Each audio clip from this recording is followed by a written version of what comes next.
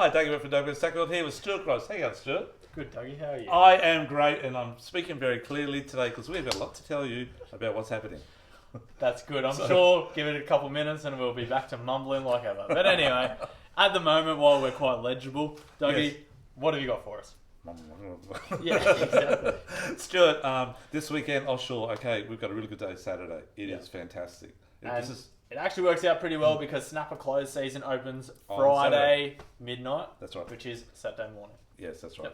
Yep. Correct. So Saturday, 10 knots most of the day, a little bit of west in the afternoon, about 10 to 15. And as you said, Stewie, snapper season, pearl perch is open. Yes. And it's a good bite time.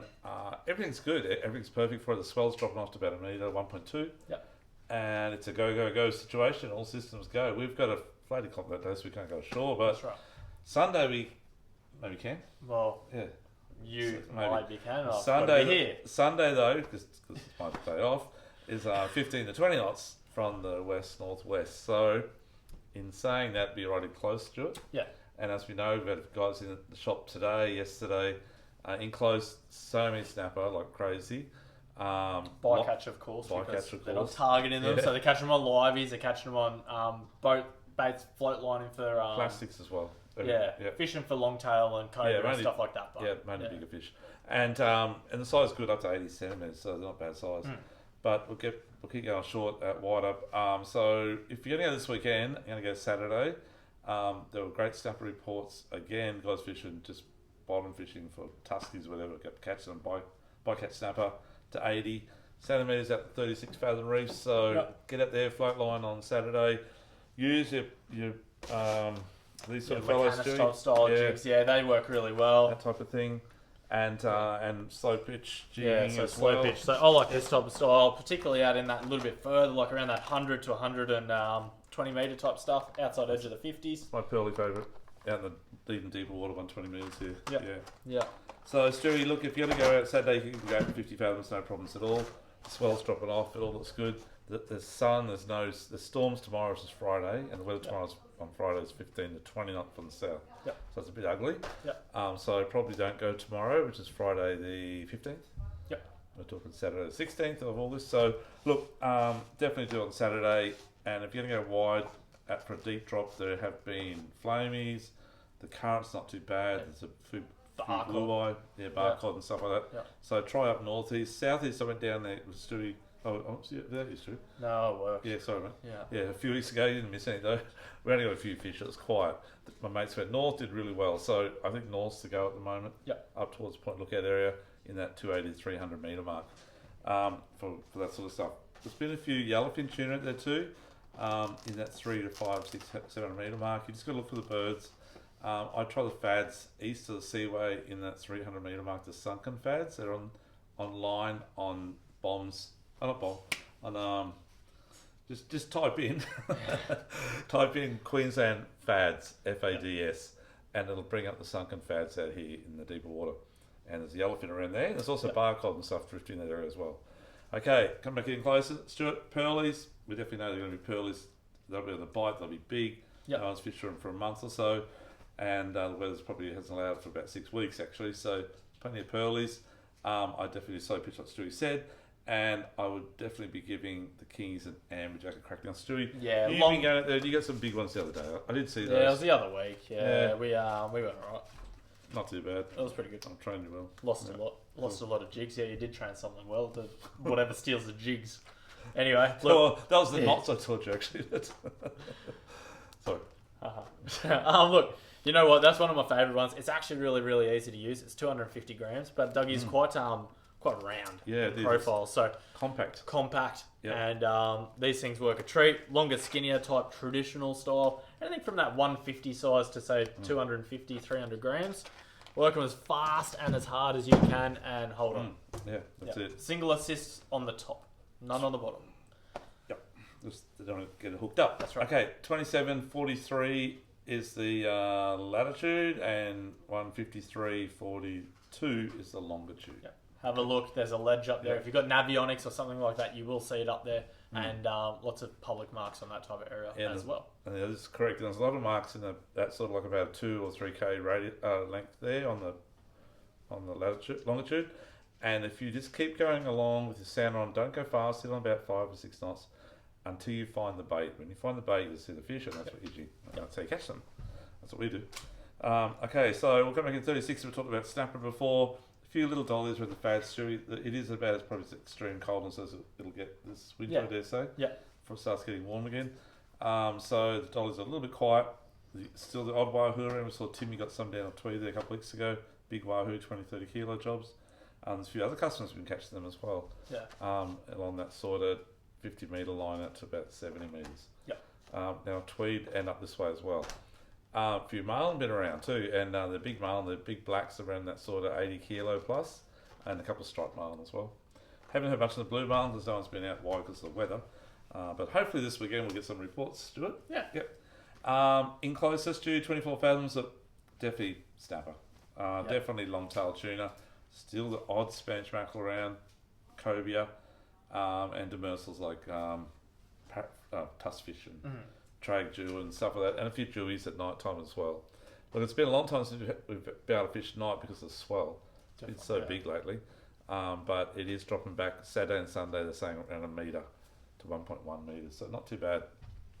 Stewie, spanner crabs, definitely good. Yep, a few spanner crabs around on that 50 metre mark. And if you only got a little boat, want to have a bit of a run, there's not too much wind, I'd probably definitely try just in the close in 18 fathom reefs for snapper and for long-tailed tuna, and maybe mermaid reef or palmy reef. Give that a go and see how you go. Might get a jewie as well. Stewie, jumping pin. Jumping pin. Yep. We went flatty fishing on Tuesday, Dougie. We did. We won't go there. Do you want to forget that? Do you want to forget that day? You know what, Dougie? The numbers were not stacked in your favour. No, at the start of the day it was because I was very casual. Actually, and I was probably the downturn was probably the first cast. I just beat me. Just get over numbers. After you already fished 5 times in that time, and I just cast my line in and just went, I got one. You got 2 in a row, so did I though. Yeah. But yeah, guys, you want to get 3 actually. Yeah, but it doesn't matter when you only catch about 5, mate. The 2 in the row is irrelevant. But that's all right. We had up to about 20, we had a great 20 flatties, so a couple of good ones. But yeah, at the end of the day, Stu, I was testing. I think I changed my lures 10 times to try different lures out. That's my objective was product testing, which I said at the time.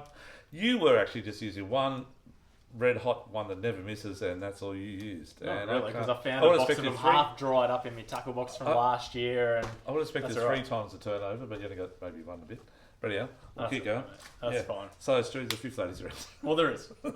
And guess what? I'm finally happy because we got stock in of these things, and these things do smash the flatties. So, look, little the 3-inch and the 4-inch little Irukandji prawns are probably prawn-wise, Dougie, definitely the most lifelike on the market. I saw you pull 3 casts with those the other day, flatties that is. These are good. But I know you like using on Irukandji, on Shreddies as well. Shreddies are very good. And the guys chasing jewies and stuff seriously as well. like that in the water, just without it doing anything. It is so lifelike.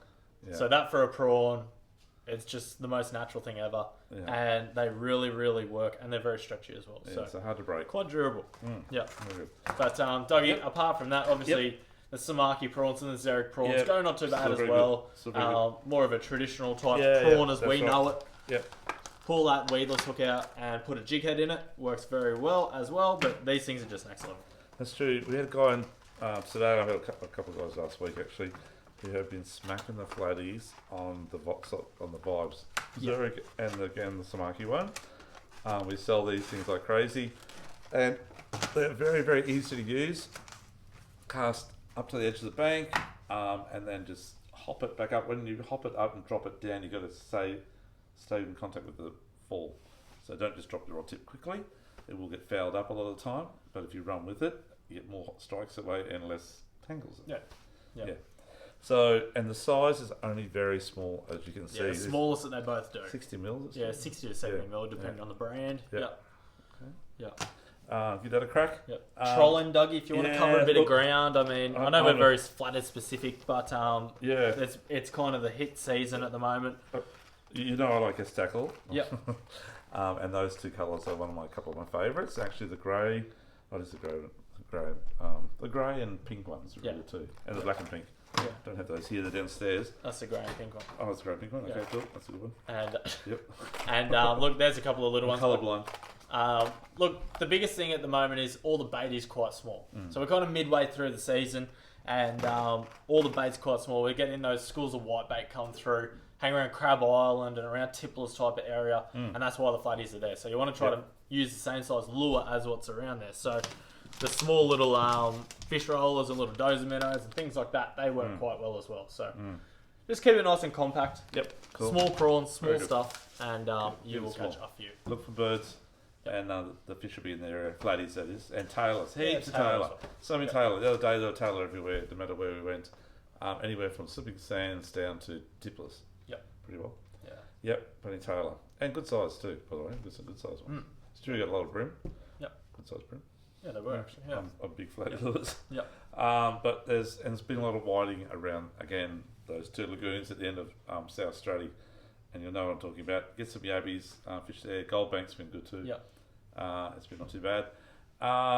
And look, there's been the odd jewies in the bar there, but the swell's been too big. I haven't had many reports because of the weather, predominantly. A few threadies at the back block still.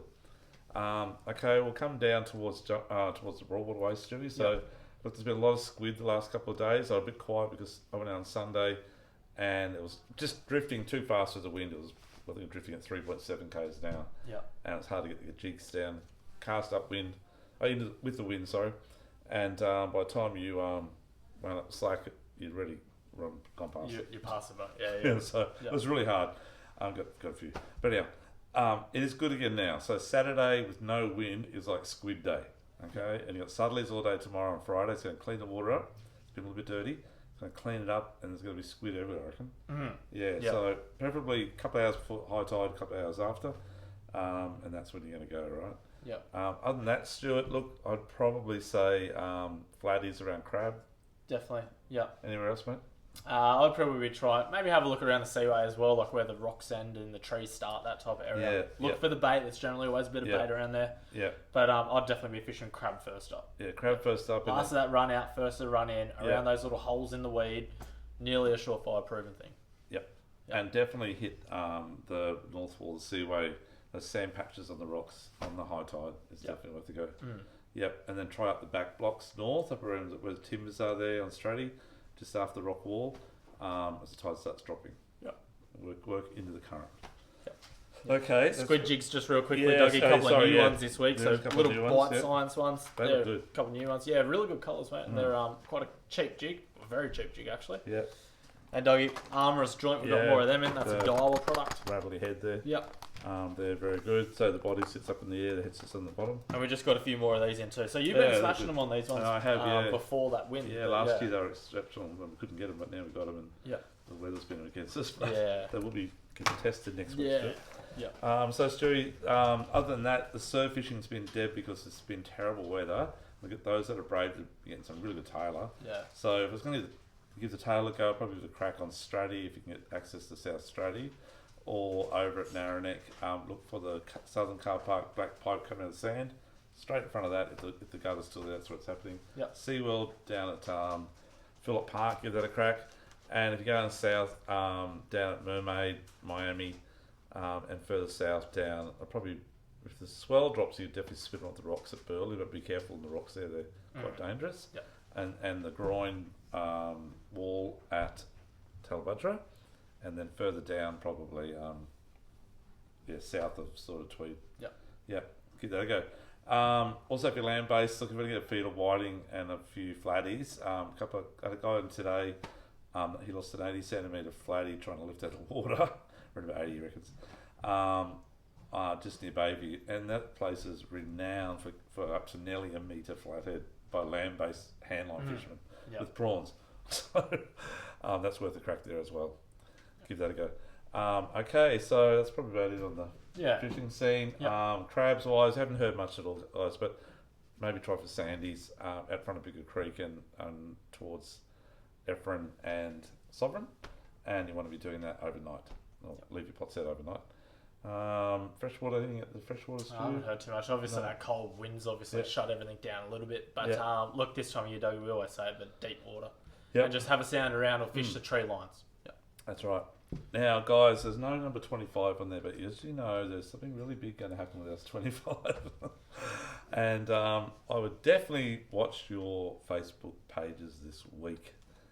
Counting down on Monday to another weekend of glorious happenings. But yeah, keep an eye out on Facebook. Something really, really, really big is going to happen, and it's going to be an absolute blinder. We'll keep in touch with you on that one. Can't say too much yet. Stu, anything else you want to add to it, mate? That's all. Okay. Okay. We also, by the way, we were going to do a seminar on soap pitch jigging on Thursday, but we forgot we're doing a little bit happening on that weekend. So we're going to be doing it the following Thursday, which is going to be the early September. Yeah. So we'll let you know on that one as well, the date. So just postpone it for a week. Thank you. Okay. Thanks, guys. Thanks. Bye.